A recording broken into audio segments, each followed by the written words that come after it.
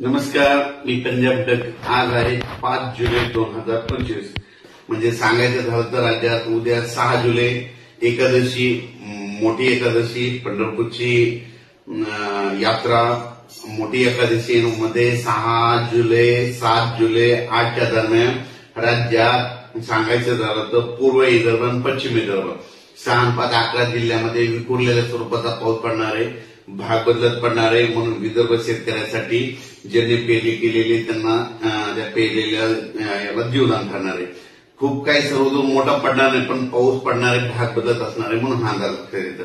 म्हणजे सांगायचं झालं तर नागपूर जिल्हा, वर्धा, भंडारा, गोंदिया, चंद्रपूर, यवतमाळ, नांदेड जिल्हा, हिंगोली जिल्हा, वाशिम जिल्हा, परभणी जिल्हा, त्याच्यानंतर बुलढाणा जिल्हा, त्याच्यानंतर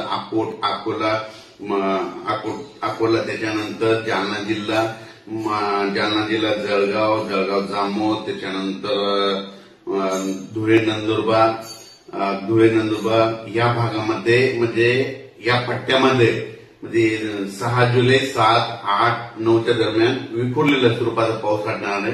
पाऊस येणार आहे पण विखुरलेला पडणार आहे, सर्वदूर पडणार नाही, मोठा पाऊस जास्त असणार नाही. म्हणून हा अंदाज लक्षात येतं.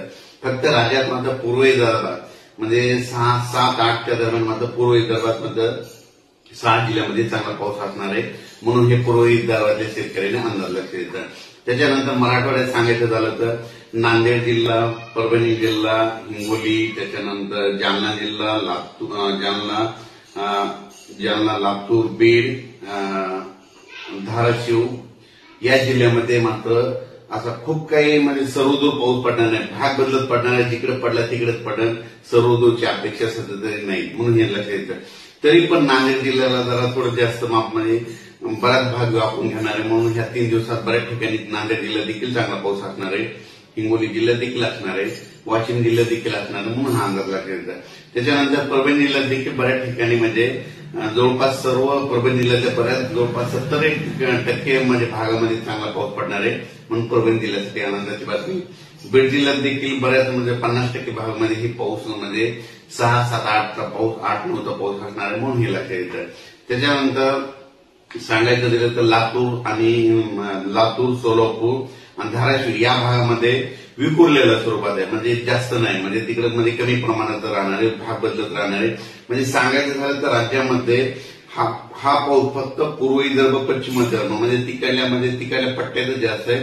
दक्षिण भागाकडे मात्र पाऊस कमी राहणार. दक्षिण भाग म्हणजे कोणता येतो, त्याच्यामध्ये लातूर जिल्हा येतो, त्याच्यानंतर धाराशिव येतो, त्याच्यानंतर सोलापूर जिल्हा येतो, नगर जिल्ह्याचा काही भाग येतो. म्हणून हे लक्षात येतं. म्हणजे सांगली जर तिकडला देखील भाग होतो. म्हणजे ह्या भागामध्ये जरा म्हणजे पावसाचं प्रमाण कमी राहणार आहे, विखुरलेलंच राहणार आहे.